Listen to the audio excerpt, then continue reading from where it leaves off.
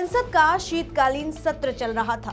बीच सत्र में एक बंद कमरे में प्रधानमंत्री नरेंद्र मोदी और राहुल गांधी की सीक्रेट मीटिंग हो रही थी। जो राहुल गांधी कभी प्रधानमंत्री मोदी के विचारों से सहमत नहीं होते, आज ऐसा क्या हुआ कि पीएम मोदी, विपक्ष के नेता राहुल गांधी और अमित शाह एक बंद कमरे में गुप्त रूप से मीटिंग कर रहे थे। और ये कोई छोटी मीटिंग नहीं थी। करीब 88 मिनट चली इस मीटिंग के दौरान कई कयास लगाए गए। तकरीबन 1.5 घंटे बाद प्रधानमंत्री कार्यालय के उस कमरे से सभी नेता बाहर आए।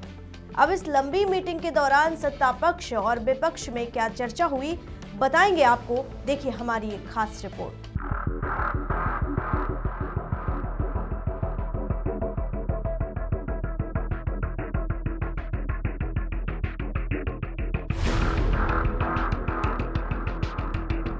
नमस्कार, मैं हूं आराधना नामदेव। आप देख रहे हैं वीके न्यूज।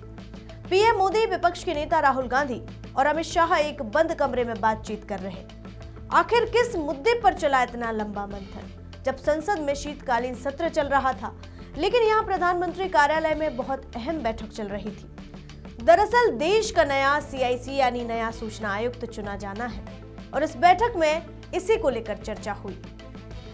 सूत्रों के मुताबिक इस विषय पर बैठक में चर्चा हुई और 8 सूचना आयुक्त चुने जाने हैं। लेकिन इस बैठक के बाद राहुल गांधी बेहद नाराज लहजे से बाहर आए और उन्होंने एक लिखित शिकायत भी कर दी। सूत्रों के मुताबिक राहुल के सुझाए नामों पर चर्चा ही नहीं हुई, लिहाजा राहुल असंतुष्ट दिखे। लेकिन सवाल ये है कि ये चुनाव कब तक हो पाएंगे। हजारों मामले पेंडिंग पड़े हैं। इस बैठक में राहुल गांधी ने शॉर्टलिस्ट किए गए नामों पर कड़ा ऐतराज जताया। राहुल गांधी ने शॉर्टलिस्ट किए नामों में अनुसूचित जाति, अनुसूचित जनजाति, अन्य पिछड़ा वर्ग, अति पिछड़ा वर्ग और अल्पसंख्यक समुदायों के उम्मीदवारों की लगभग अनुपस्थिति पर गहरी नाराजगी जताई। उन्होंने बैठक में विस्तृत असहमति पत्र यानी डिसेंट नोट भी सौंपा। राहुल ने कई हफ्ते पहले ही सरकार से आवेदकों की जातिगत संरचना की जानकारी मांगी थी। बुधवार को शॉर्ट लिस्ट में सिर्फ एक उम्मीदवार ही पिछड़े वर्ग से था। राहुल ने इसे संवैधानिक और स्वायत्त संस्थाओं में SC, ST, OBC, EBC और अल्पसंख्यकों के व्यवस्थित बहिष्कार का हिस्सा बताया। उन्होंने यह भी आरोप लगाया कि शॉर्ट लिस्ट में शामिल कुछ उम्मीदवार अपने पूर्व पदों पर पारदर्शिता के मामले में संदिग्ध रिकॉर्ड रखते हैं और इन नियुक्तियों से सूचना का अधिकार कानून को कमजोर करने की मंशा झलकती है। बैठक में राहुल के सवालों के बाद मौजूद सीमित आवेदक पूल में से एक पिछड़े वर्गों के उम्मीदवारों को विचार करने पर सहमति बनी। हालांकि अंतिम निर्णय अभी बाकी है। मुख्य सूचना आयुक्त का पद 13 सितंबर से रिक्त पड़ा है, जब दलित अधिकारी हीरालाल समरिया ने 65 वर्ष की आयु पूरी होने पर पद छोड़ा था। 10 सूचना आयुक्तों के स्वीकृत पदों में से 8 लंबे समय से खाली हैं और फिलहाल सिर्फ 2 आयुक्त ही कार्यरत हैं।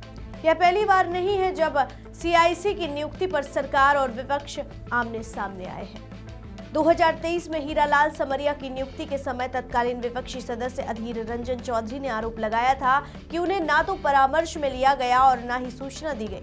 2020 में भी चौधरी ने यशवर्धन कुमार सिन्हा और उदय माहुरकर की नियुक्ति का विरोध किया था, लेकिन दोनों की नियुक्ति हो गई थी। इस बैठक में एक दिन पहले मंगलवार को लोकसभा में राहुल गांधी ने इसी तरह की चयन समितियों जैसे चुनाव आयुक्तों की नियुक्ति वाली समिति में विपक्ष की समिति पर तीखा हमला बोला था।